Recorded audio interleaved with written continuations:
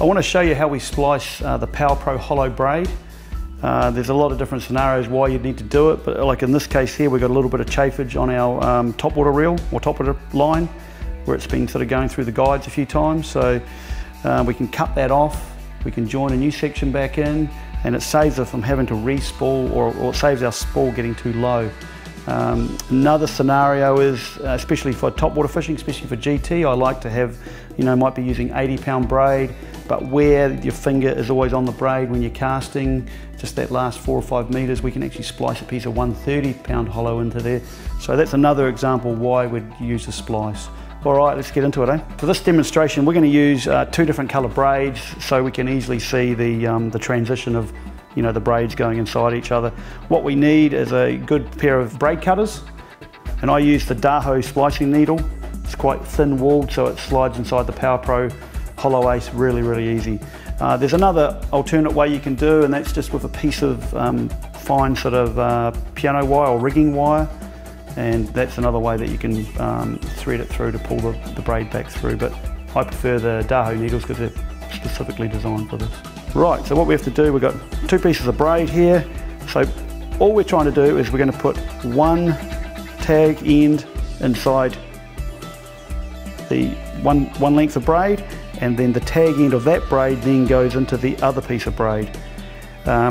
You only need about a 30-centimetre long splice on each tag end, okay? So I've seen them shorter, but 30 centimetres seems to hold and never had any problems. The great thing about the splice, it retains 100% strength. Splicing needle there, we just put the braid through the eye of it, and then we're going to start that. First insert about 30 centimetres down the braid on the other tag end. Okay, so the secret to pushing the needle in was actually not pushing the needle in, you're actually pulling the braid onto the needle. It makes it slide on a lot easier. Instead of forcing the needle through, it can bunch up and damage the braid. So we're actually just pulling the braid over top of the needle and then threading it, pulling it back over.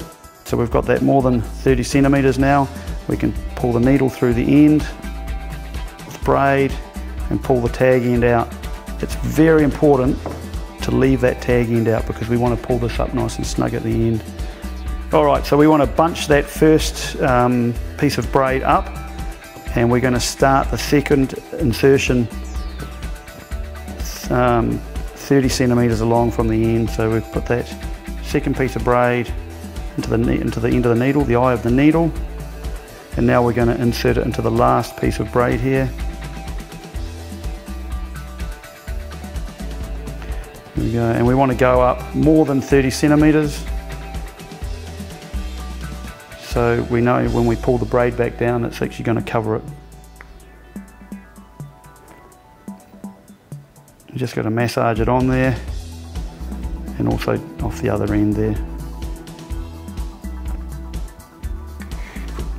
The biggest thing with splicing the braid is not to rush it and not to push it through too hastily. You can actually bunch the braid up, and it sort of will ruin the splice.